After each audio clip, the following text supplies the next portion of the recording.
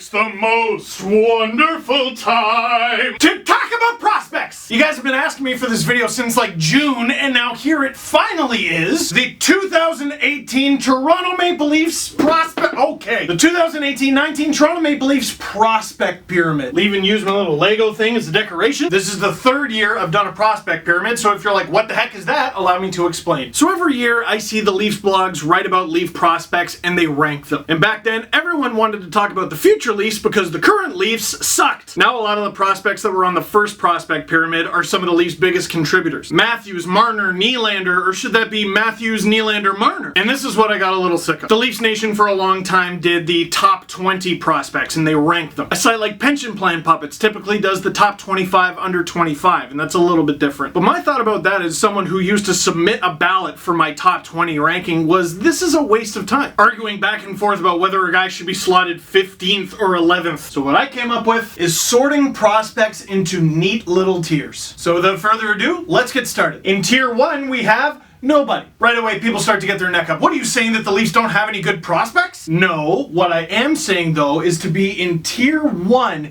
you need to be truly special, truly a superstar, truly elite. 2 years ago, I had Austin Matthews sitting alone in the top tier, and time has proven that to be right. Mitch Marner and William Nylander, as damn fantastic as they are, were in tier 2, which isn't an insult at all. Most teams in the NHL have one, maybe two second-tier prospects tops. For example, I probably would have said Vegas has 2 second-tier prospects in Cody Glass and Nick Suzuki. They just flipped Suzuki to Montreal, who also has Kotkaniemi, so I would say Montreal now has 2. So I don't think the Leafs have a top-tier prospect, but they do have a number 2.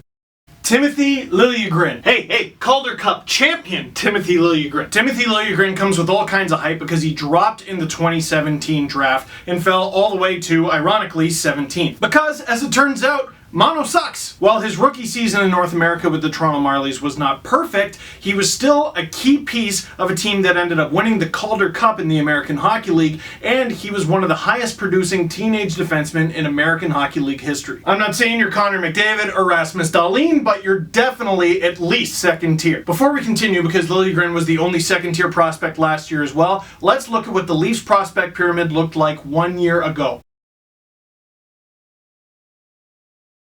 Here's what I had last year, and man, Andreas Johnsson is definitely a guy I was happy to be wrong on. Tier 4, there's a few other positions I don't really agree with on here. There's a couple guys who have graduated. Heck, I completely forgot to put Kirby Reichel last year. And because some of these guys aren't even in the Leafs organization anymore, they need to be deleted! Tobias Lindbergh, he was traded to Vegas for Calvin Pickard. Delete! Let me just clean that up. Renat Valiev, he was traded to Montreal in the Thomas Buchanan's trade. Delete! Kirby Reichel was also in the Thomas Buchanan's trade, and I forgot to put him last year anyway, so he's already deleted. And the Leafs also lose Nicholas Matanen, who was a player that the Leafs let walk, Keaton Middleton, who was a player that the Leafs let walk, and Nolan VC, not Jimmy, but he is his brother, was traded to the Oilers for a 2020 7th round pick. And I didn't have to delete any of those guys because they didn't make one of the top 5 tiers. They were in the everybody else category. Some of the fancy stats that came out of the OHL last season suggested that Matanen was actually alright. Maybe if I could do it over, I'd have him in tier 5. Doesn't matter, he's gone. I do want to make one... I do want to look at one little thing before we continue, though. Who graduated? Last year, my graduation criteria was you had to play at least 50 games in the NHL just that season. I'm not sure I agree with that anymore. Kasperi Kapanen is going to make the Toronto Maple Leafs this year, and he's played 55 career NHL games, not counting the playoffs. So a combination of his age, the amount of professional hockey games he's played, the fact that he's played in the NHL on and off for 2 years, and the fact that he's going to make the team, Kapanen's a graduate.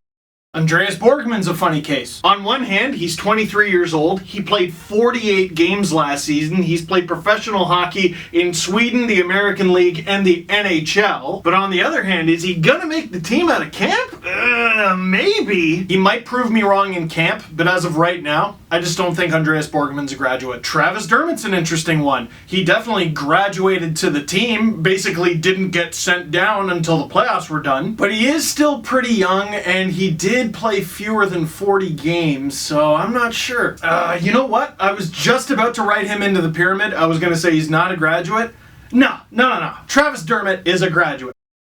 Borgman might turn out to be a great player. I mean, he showed flashes last year. He might be a little older than Travis Dermott, and yeah, he played more NHL games last year, but the fact of the matter is that guy lost his job to Travis Dermott. Travis Dermott was called up and in the Leafs lineup until he got hurt, and when he came back from injury, he got his spot back. That's not a prospect, that's a Leaf. Graduate. And the last tough one, I just can't decide, Andreas Johnsson. Sick player in the American Hockey League last season, got called up to the Leafs, was a really good Leaf, was a good Leaf in the playoffs even, and then when he got sent back down to the American Hockey League, he was a destroyer of worlds. The Marlies were on the verge of elimination in round 1 of the Calder Cup playoffs.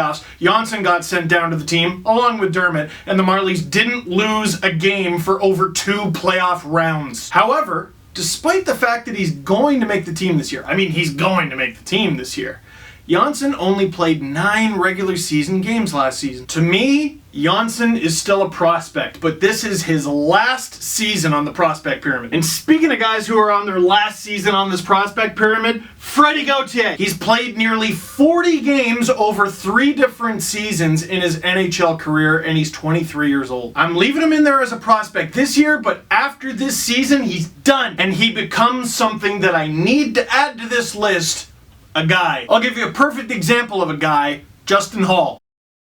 Could I have written that any messier? But Steve, he scored a goal in each of his only 2 NHL games. Yeah, and he's also 26. He's not a full-time Leaf, although he may become one, and he's not a prospect. He's just too old. He's a guy. And it's not an insult to just call him a guy. Teams need guys. Sometimes guys are heroes in the playoffs. Josh Levo, Josh Juris, Martin Marincin, those are all guys who might play games for the Leafs this season. They're not prospects. And then there's the argument that Levo was on the Leafs roster all season last year. Look, let's erase what we got on here and finally write down the 2018-19 Leafs prospect pyramid. Tier 3, let's go.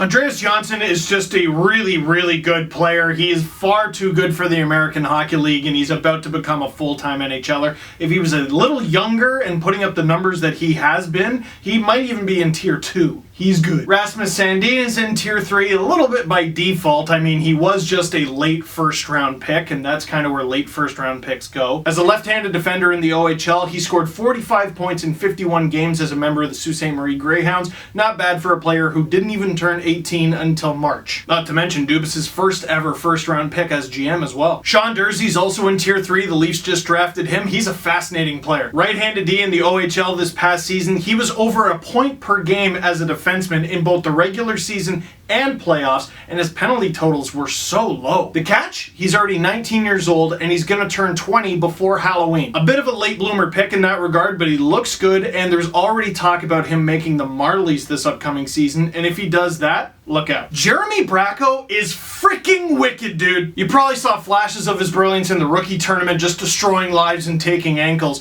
but if you're a Marlies fan, and I mean a Marlies fan, you followed them throughout the regular season last year, you know what a treat Bracco became to watch. The Marlies won the Calder Cup last year. They were the best team in the American Hockey League, and there wasn't a spot for him in the lineup every night. But when they did give him a chance, he was wicked, and in fact, down the stretch, he was the Marlies' highest scorer for a while, and then they made him a healthy scratch in the playoffs. The Marlies were the best team in the American Hockey League last year, and it's possible they could have been even better. Now, it always comes with an asterisk. Bracco has to prove that he's the second half of the season, the stretch run Bracco, and not the guy from the first half, the kid. If you buy any Marlies tickets this season, the value of your ticket is going to be in watching Jeremy Bracco. That guy could be a serious power play specialist. Speaking of little guys who impressed at the rookie tournament, Simeon Der-Arguchintsev, who we're just going to put down as SDA. He was the youngest player in this past June's draft. He's really little, but he was just taking unbelievable hands and skill set that this guy has. I am very excited for him. And really, he just reminds me of a later on version of Jeremy Bracco. Both Jeremy Bracco a few years ago and SDA now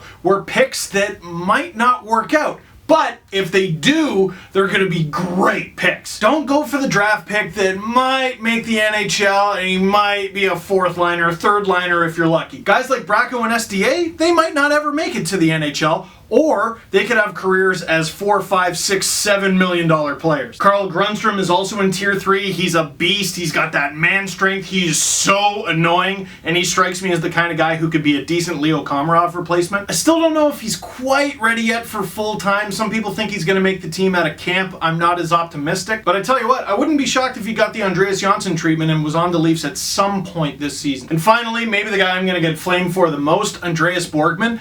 I just loved what I saw with him in just quick little flashes with the Leafs last year. He started with the Leafs last season sort of out of necessity. They didn't want to rush Travis Dermott, but in the process, they sort of rushed Borgman. Is big, is fast, is skilled, can shoot the puck, can pass the puck, can hit guys, can truck guys, but he was out of position too often and way too undisciplined. But if he's improved from last season, if he's learned to keep a cooler head, if he's worked on his skills, if he's learned how to penalty kill, that guy could be a player. Tier 4!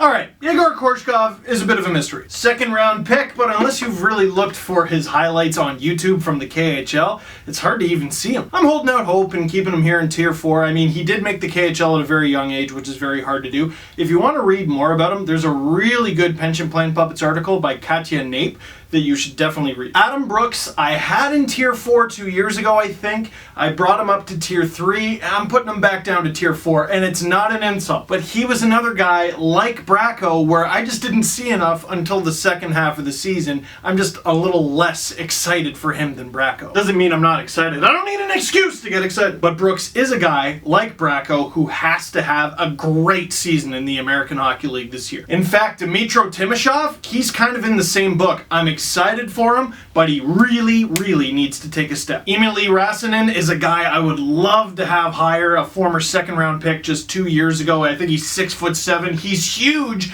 He just went over to the KHL playing with Jokerit. It's a mystery. Apparently, he's not even getting into games. But that aside, if he can play a regular shift in the KHL this season and do it well, I'm excited for him. The problem is he just didn't take enough of a step in the OHL last season. So you kind of see the difference between tier 4 and tier 3, right? It's like, okay, I still like you, but give me more. Calle Rosen is a guy who made the Leafs out of camp and was not good, got sent down to the Marlies and was still not that great, and then as the season wore on, okay, he's starting to get it, and then in the playoffs, wow! Calle Lidstrom! He's another guy where I'm like, alright, you got my attention, take a step. Pierre Engvall, I just haven't seen enough of in North America, but his European numbers were pretty good, and last year, in a small sample size on this crazy skyscraper line on the Marlies, he was a good player, got me real excited. You know that, I mentioned him too much on this channel. And finally, Trevor Moore. This little water bug might just make the Leafs out of camp this year. He's another guy who improved as the season went on, and his playoffs were outstanding. The Marlies don't win the Calder Cup without this guy. He was incredible. But that's stupid, Steve. How is he going to make the team if he's only a tier 4? Dude, being a tier 4 does not mean you're not going to make the NHL. Zach Hyman, I think I had as a tier 4. Nikita Soshnikov, that guy's in the NHL. The tiers are more attached to your likely ceiling than it is whether or not you're going to make the show. And Trevor Moore? It might not be right away, but it just might be showtime. 5! Stupid camera cut out as I was writing. There's tier 5, okay? Just here, there you go. Have a read. You see it?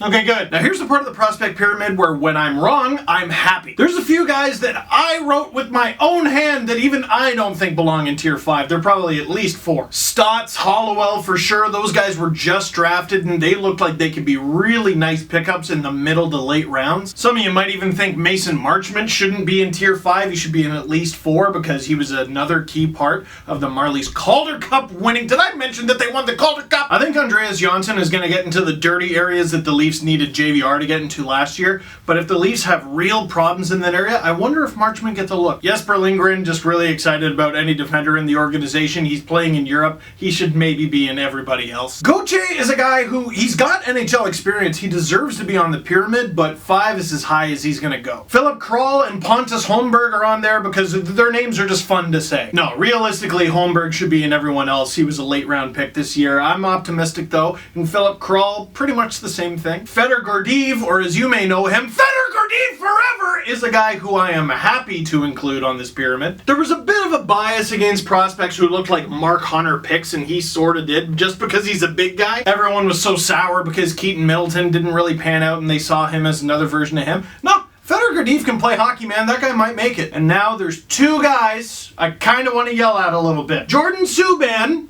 I'm not going to yell at too much. He just got here. We all know what the deal is with him. He started out so good with the Vancouver Canucks organization. He looked like a real potential offensive defenseman. And then at the beginning of last year, what happened? There was nothing there. He got traded to the Kings organization, nothing. So hopefully for him, third time's the charm and he can rekindle that magic. That guy was close to 40 points in the AHL. Right-hander too, you need that. But according to what all the Canucks fans said, it wasn't necessarily his offense, it was his defense, and it was just more glaring when the offense dried up. Whatever, hopefully he figures it out. Andrew Nielsen! All you want to see is progress, right? Final season in the WHL. 70 points in 71 games as a defenseman. His rookie season in the American Hockey League, 39 points in 74 games, 14 goals. Last year in 65 games, 6 goals and 26 points. Now again, even though it was his second year with the team, he's still a very young player, young defenseman in that league,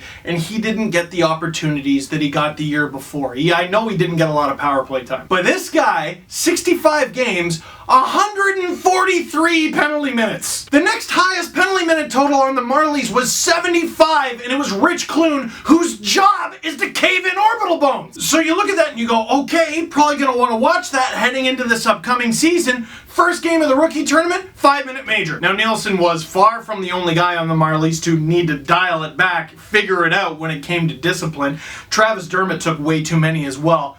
But that's another level. Nielsen has got to really prove himself, and I don't think this season is his last chance to make the NHL. I still think he's got potential there, but it might be his last chance to prove to the Toronto Maple Leafs that he's going to make the Toronto Maple Leafs. He doesn't got to make the Leafs this upcoming season, he's just got to show them enough to prove that he can one day. You don't want him to lose all his snarl. Jeremy Bracco was getting run in the rookie tournament, Nielsen stood up for him, got into a fight, that's fine. But other than those scenarios, you're going to have a hard time proving yourself from the box. I don't get this passionate about players I don't care about. I think Andrew Nielsen has the potential to be a player. He's got to prove it. Finally, tier 6.